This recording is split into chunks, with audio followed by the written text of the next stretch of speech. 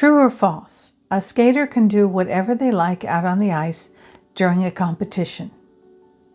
The answer, as you've probably guessed, is false, and I'm going to tell you why. Hi, I'm Diana, and in this video, I'm going to be talking about figure skating programs and their elements.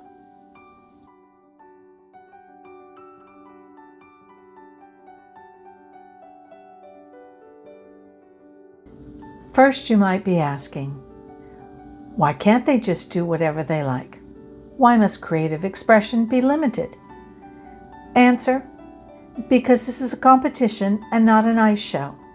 And in order for a competition to be judged fairly, everyone needs to work within the same framework. You wouldn't have swimmers deciding how many laps they're going to swim in a competition after all.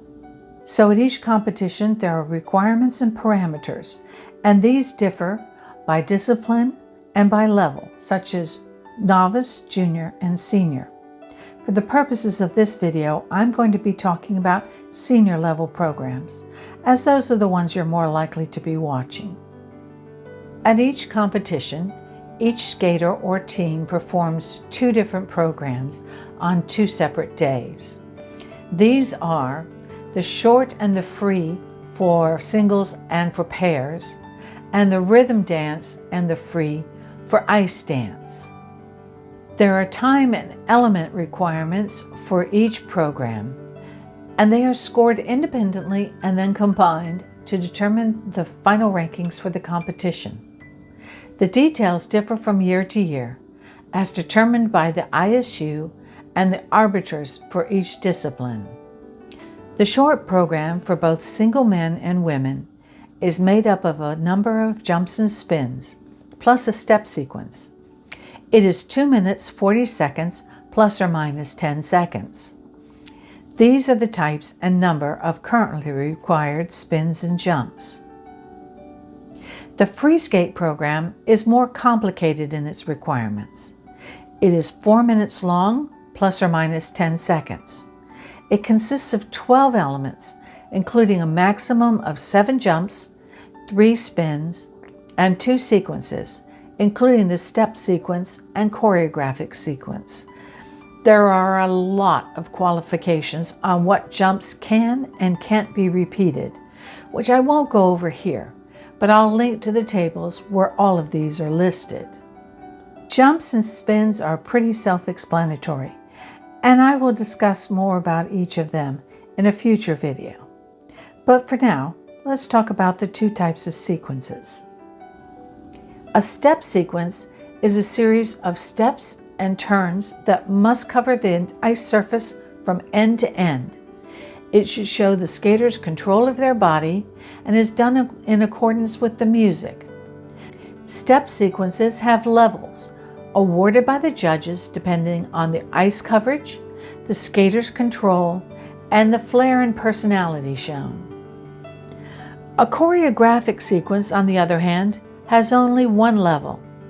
Judges mark it as either done or not done.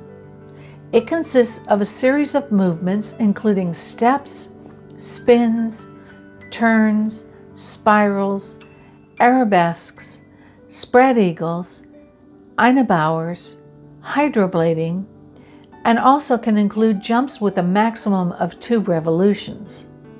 Also, while I won't get into points and scoring in this video, it's important to note that each program is divided in half time-wise, and that jumps performed in the second half of the program earn bonus points. The pair short program is the same length as the singles and consists of 7 required elements listed here. The Group 4 lift type changes from year to year. A twist lift is where the man lifts, throws, and catches the woman in the air overhead. A throw jump is where the man assists the woman in jumping by lifting her about shoulder height before tossing her with a spin to help her rotate and land. A death spiral is a spin where the pair holds one hand while the man lowers the woman to lie almost parallel to the ice. He pivots in a circle while she keeps one foot on the ice and the other in the air. Solo spins are similar to singles, except the pair does them side by side and at the same time.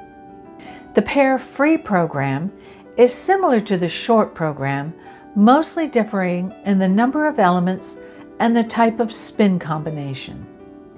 Pair spins involve the pair touching in some fashion as they spin together, instead of side by side. Also, the pair has more leeway in the type of lifts that they can perform, with only the twist lift being required.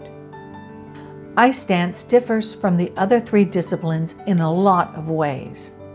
First, the shorter program is called the rhythm dance, and the requirements for this program change every year.